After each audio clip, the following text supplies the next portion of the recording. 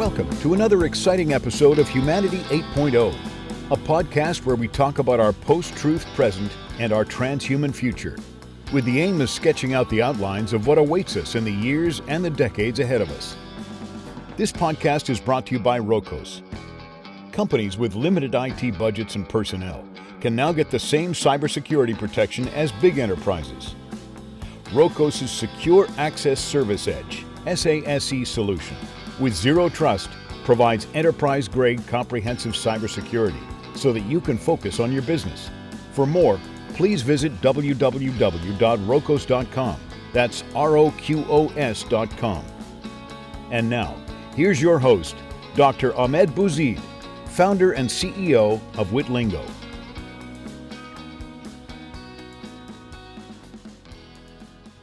Joe Bardeen, welcome back. This is our second conversation, I believe. Good to talk to you. Yeah, good to be here. Wonderful. Or be there. Or be everywhere, because this podcast will be available for anyone out there. So in our last conversation, it was you, and it was two other folks who were. So do you remember the names, the full names? Because I don't want to mangle them. It was Gennady Stolyarov. Right. And is it Andrea?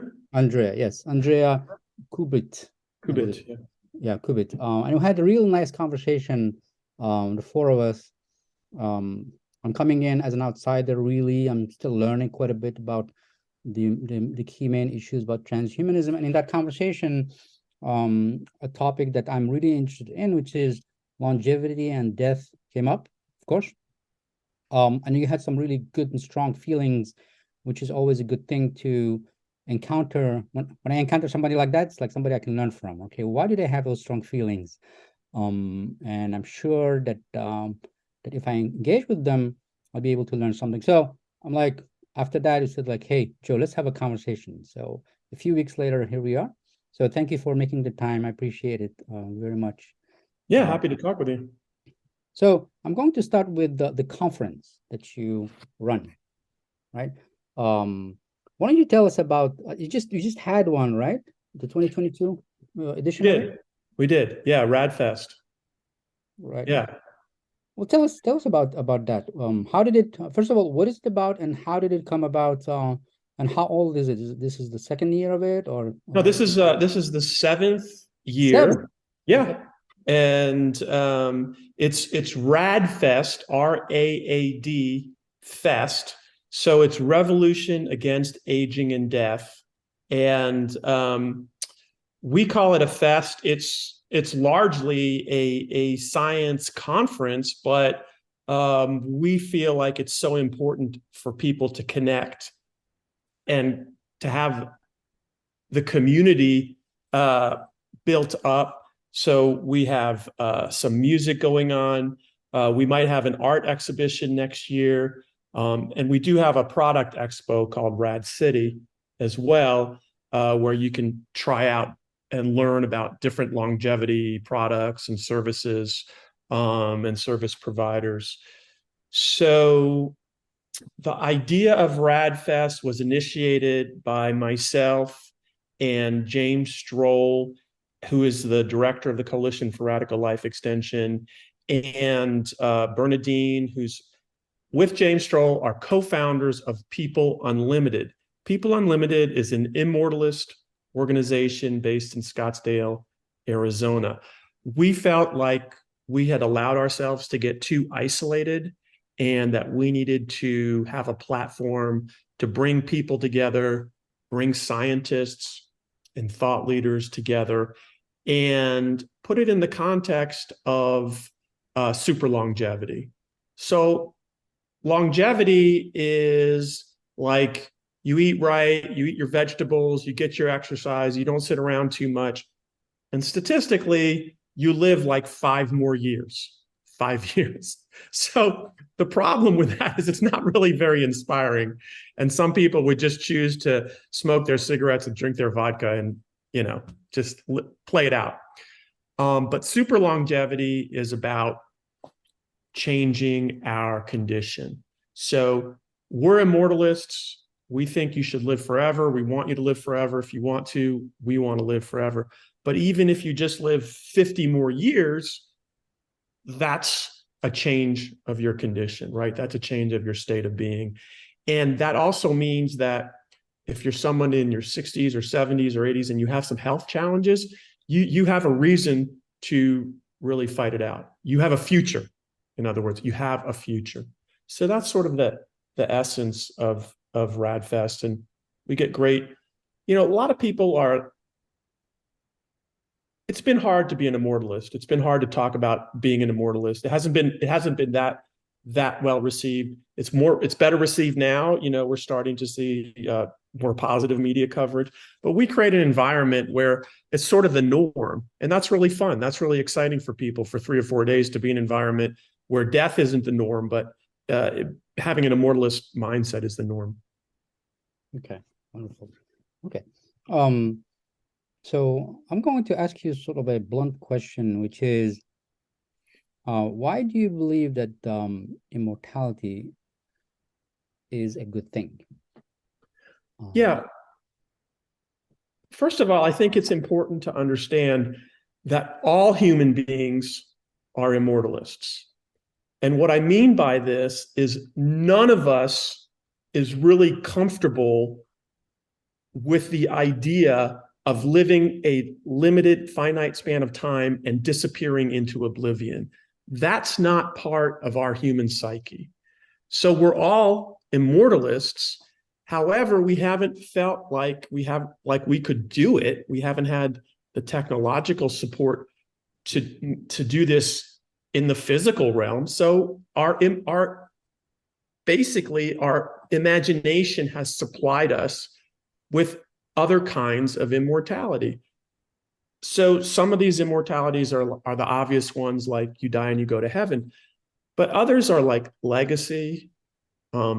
Your community lives on, your kids, all those things. So what we're really looking at is shifting our immortality from this imaginary space, which allows us to be functioning human beings until we die, to the physical, and to actually being immortal in reality. And so the benefits of moving from a dream state to a physical state are enormous. Higher accountability, better care for the planet, for our environment, more enthusiasm about living, and a healthier feeling about our bodies, a more loving feeling about our bodies and about the bodies of others, and a more profound connection between people, which you don't have to build in that it's going to be severed by death. So there's a lot to be gained. Okay, so just so that I understand what immortality means, does it mean that if I take care of myself and I avoid potholes and I avoid crossing the street at the wrong time, that I would live forever if I avoid those? Or does it mean that even if I were to say be struck by a bolt of lightning, somehow be able to be reconstituted? I ask that because of the following. Right? Maybe probably you know where I'm going with this, but if I have only 80, 90, 100 years to live, I have that much to lose at any given moment in time, right? So when I'm 90, I have a lot less to lose.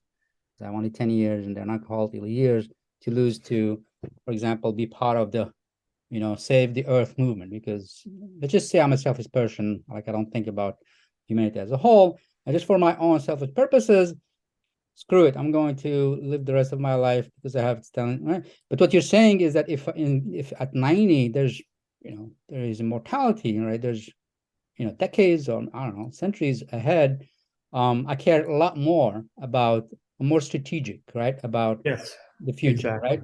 As opposed Exactly. to tactical, right? Now, That's the question to you is, if the answer to my first question is, if you take care of yourself, you live a long time, but you could die still because if you get mangled by a truck, right? You're done with, right? If that's the case, what happens then to the notion of risk? Risk is all about how much do I have to lose if I go and try something daring. I have to lose a lot. I have immortality to lose, right? And so I'm going to be very careful. Do you think that and I'm sure this is one of the many changes, and I'm sure there are other unforeseen changes that would happen, is we become perhaps less or more risk averse? What are your thoughts on that point? Well, you covered a lot of things there. First of all, let me say that the immortality you're describing, where you get hit by a bus and you just get reconstituted, is sort of like the immortality like of the Greek gods, who are impregnable. But we're talking about moving immortality from the imaginary to the physical. Yes. So yeah, you wouldn't want to be hit by a truck, and you wouldn't want to be struck by lightning and all those things.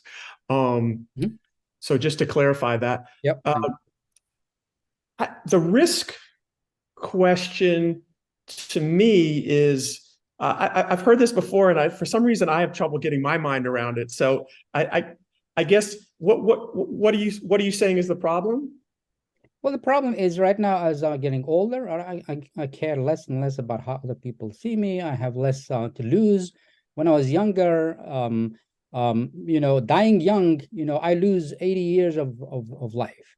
I die when I'm at 80, right? All right, I don't care. I can take more risks, right? I can say whatever I want to say. So it seems to me at the high level, conceptual level, right? Maybe this is totally not how it would play out, but at the conceptual level, if you have 5 years to live, you have less to risk to dare than if you have 500 years to live. Because if you die, so yeah, but I don't. Okay, but I guess I push back on that model, because if you have 5 years to live, you don't have much to risk. You've basically exactly. But you don't have much potency or impact to deliver. So whether you take a risk or not doesn't matter that much anyway, because you're diminished as a person, and your capacity to impact yourself in the world is diminished. So I don't understand the model. I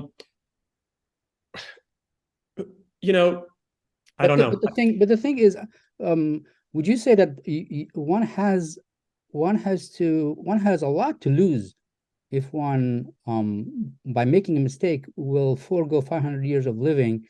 Yeah, absolutely. So you'll take better care of yourself. You'll take better care of your fellow man. We will have budgets and policies in place for like zero car accident policies, zero airplane fatalities, because the value of human life has gone up, and so that's a great thing. Okay. Yeah, great answer. Love it.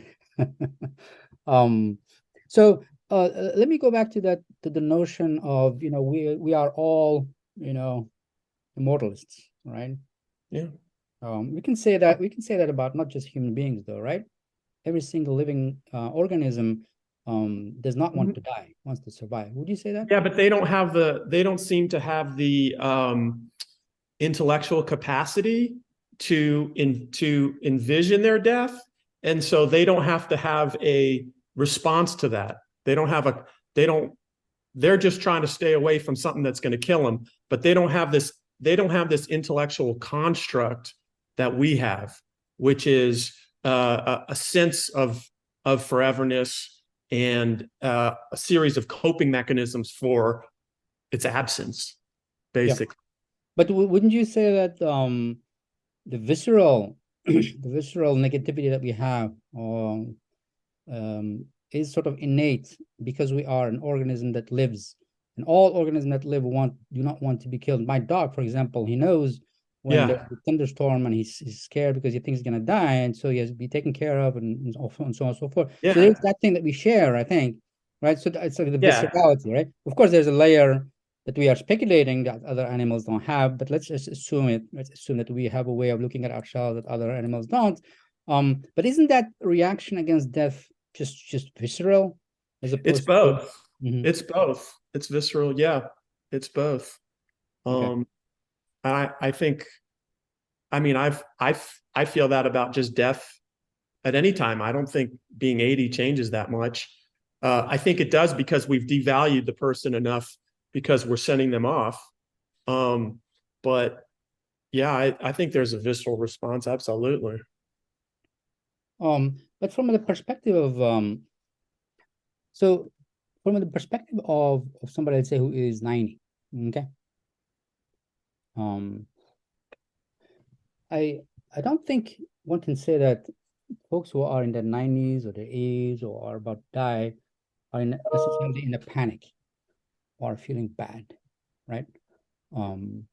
Somehow there is maybe it's part of our genetic thing where they make peace with it. Yeah. And they're Yeah. not anxious. Some, not I'm not want to generalize, but those are data points that I think we may want to take seriously, in the sense that it is not like, hey, it's the worst thing in the world. Some of them feel like I have had a good life, right? I just want to go out peacefully. It's all good. And I don't think you're saying that, hey, that's evil in and of itself. Somebody has decided that they're fine with it, then that's their decision. I think your point is really about folks who want to live 200 years, right?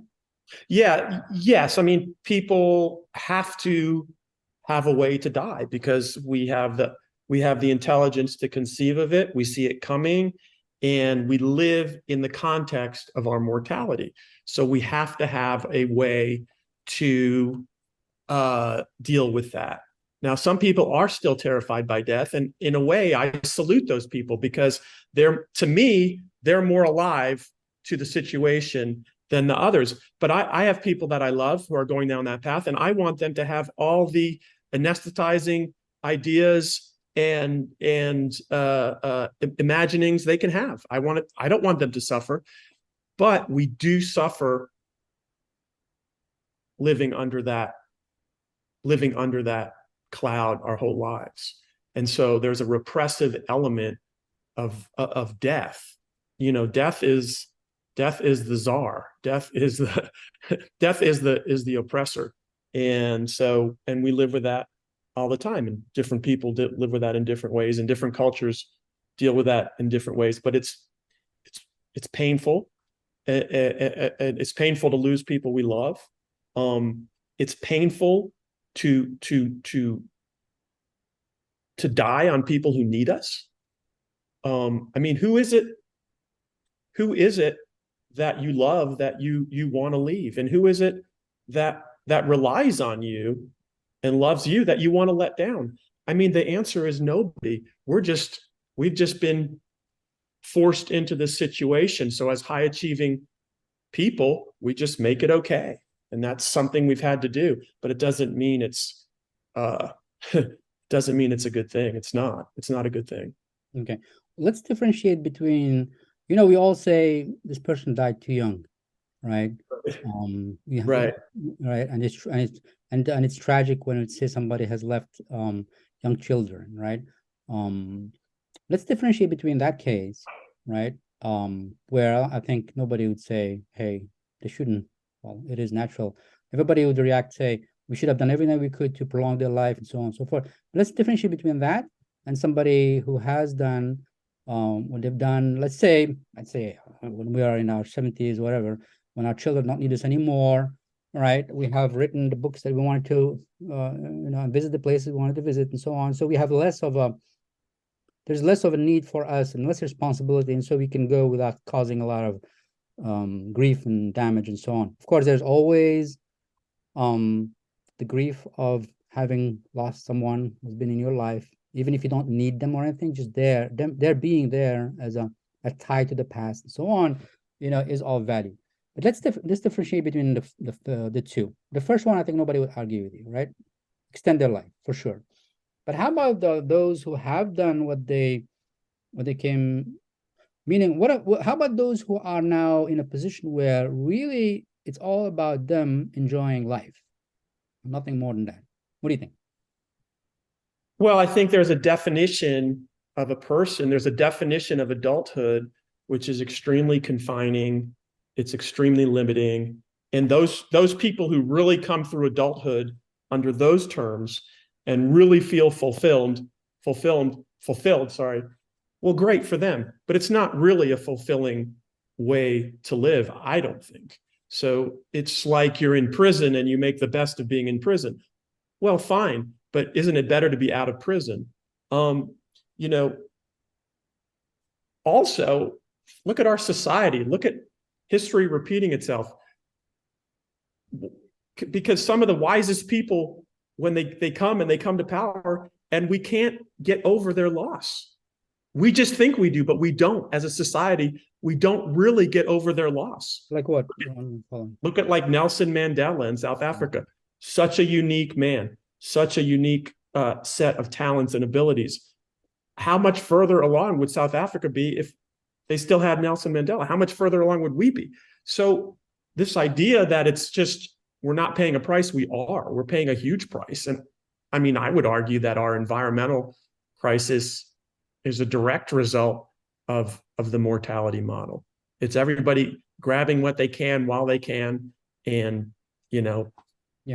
not caring about the rest of it. Yeah, no, that's probably a really compelling argument about thinking about the long term. So I'm totally aligned with that.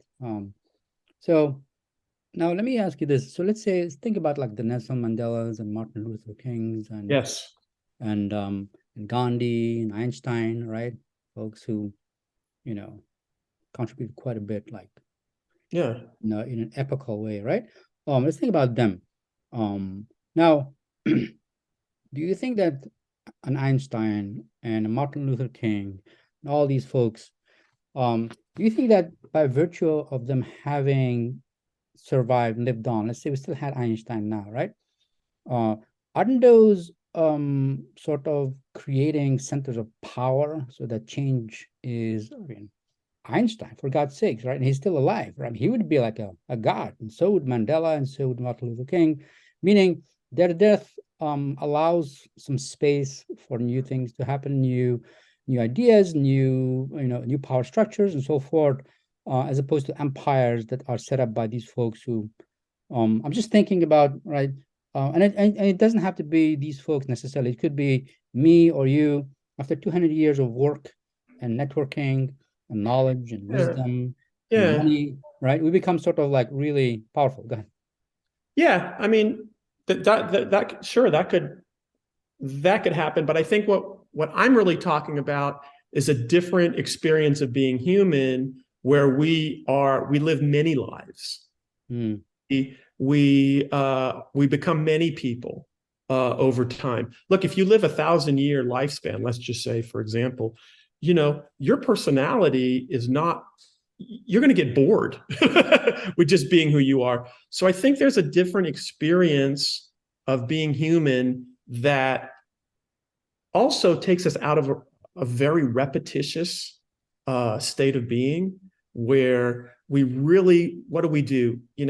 If we're being reductive about it, I know this is reductive. What do? We mature, we meet somebody, we think we love them. Maybe we do love them, maybe we don't. We make some kids, we make some money, and we go.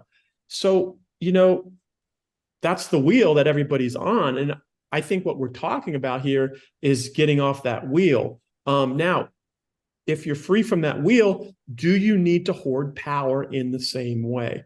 I would contend that you don't.